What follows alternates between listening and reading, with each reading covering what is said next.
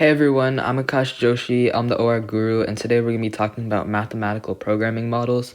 So, mathematical programming is a part of operations research, and what we do is we create a model that will help us find the best solution. So, once we have our model, we can enter the mathematical model into the computer, which will then solve the problem for us, and it generates the best solution. So, this is the knapsack problem. And basically what it is we have a backpack and the only thing it can hold is 10 pounds of weight. So that's the maximum capacity. So we're going to school, right? So what we have is we have our items that we probably want to take to school, but we can't fit all of them in there because the weight is too much and it exceeds the 10 pounds.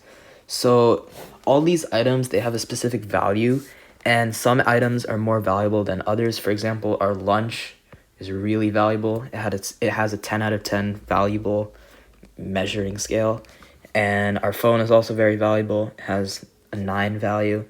But some things aren't just that valuable, like our notebook isn't that valuable because the teacher just supplies paper for us to take notes on, so we don't really need that.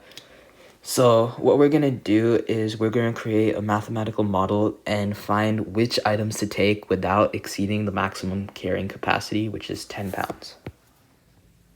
Next, we're going to look at the decision variables. Our decision variable in this scenario is xi. I stands for item. So item number 2 would be x2. And we're going to assign it a value. That value is either going to be 1 or 0. We're going to set xi equal to 1 or 0 depending on if the item is chosen to be put in the backpack or not. So if the item, we do take it to school, then we're going to give it a value of 1. And if we're not going to take it to school and we're just going to leave it at home, then we're going to assign it a value of 0. Next, we're going to talk about the objective function. And our objective function is the thing we're going to maximize or optimize. And what that is it's just all of the items combined and the values of the items multiplied to each of the decision variables. Okay, so for example, 6x1, right? x1 is the identity of the decision variable because it's the first item, and it's multiplied by the coefficient of 6 because that's its value. And we're just going to try to maximize the value of what we can put into our backpack. So that's our objective function right there. Then we're going to take a look at our constraints. So our constraints is the weights multiplied by each of the decision variables and the sum of all of them.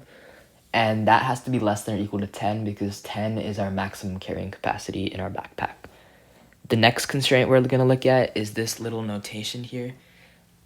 Basically what this notation right here is basically what it means is xi, the decision variable, is either 0 or 1. It can't be anything in between or anything else. It's just 0 or 1 for each value of I.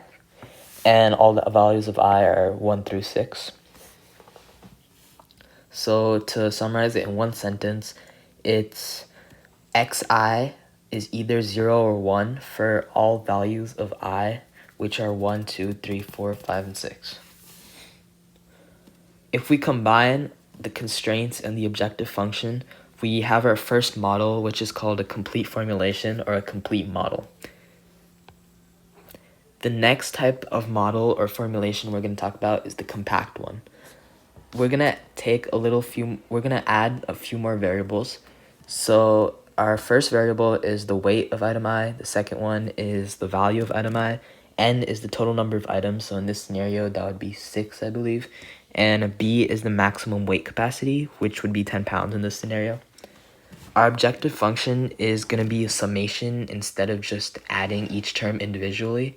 This is going to make it more concise, and in problems where we have hundreds of decision variables, where it's going to be easier to summarize the information in a summation sequence rather than just listing everything out like this. But I want to clarify one thing. These two things mean the same thing. So this is just a little more concise because it's less information. Well, not really less information, but it's smaller and easier to look at rather than writing everything out like this. So, okay, so I'm gonna try and explain the summation. So basically what it is, it's when I equals 1, which is our first item, all the way to n, which is the total number of items, we're gonna add all of the values times the decision variable, which is either 0 or 1, and that's gonna be our total value, which we're gonna take to school or put in our backpack. It's the same thing as this thing over here, except it's just put into this format. Our constraints are also summarized in a summation sequence, and this function is the same as this function. We're just multiplying the weights by the decision variable, and we're adding them all together, and in total they have to be less than the 10-pound limit. And this is what I explained earlier. That's not going to change. We're not going to put that into a summation sequence because it's going to be really difficult to do that. That's how we create a mathematical model. The next thing we have to do is just enter it into the computer, which I will discuss how to do in a later video. Thanks y'all for watching.